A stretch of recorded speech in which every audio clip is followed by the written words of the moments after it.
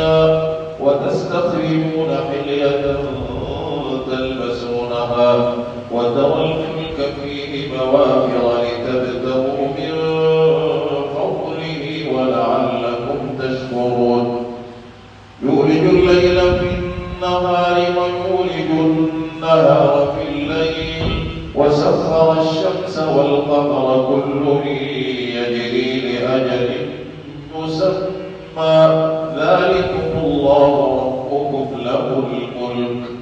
والذين تدعون من دونه ما يملكون من قطمير إن تدعوهم لا يسمعوا دعاءكم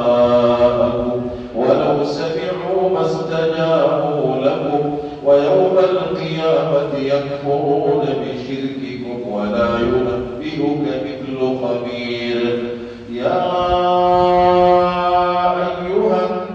الناس أنتم الفقراء إلى الله والله هو الغني الحميد إن يشأ يذهبكم ويأتي بخلق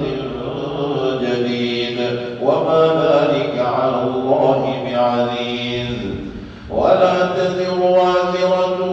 وزر أخرى وإن تدع مثقلة إلى حملها لا يحمل منه شيء ولو كان ذا قربى إنما تنذر الذين يخشون ربهم بالغيب وأقاموا الصلاة ومن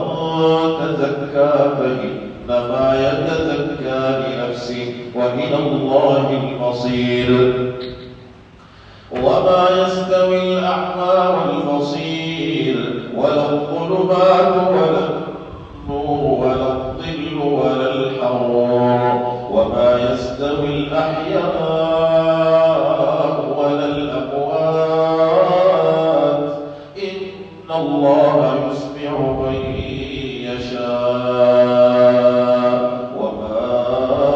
أنت بمسمع من في القبور إن أنت إلا نذير إنا أرسلناك بالحق بشيرا ونذيرا وإن من أمة إلا خلا فيها نذير وإن يكذبوك فقد كذب الذين من قبلهم جاءتهم رسلهم بالبينات وبالزبر وبالكتاب المنير ثم أخذت الذين كفروا فكيف كان نكير ألم تر أن الله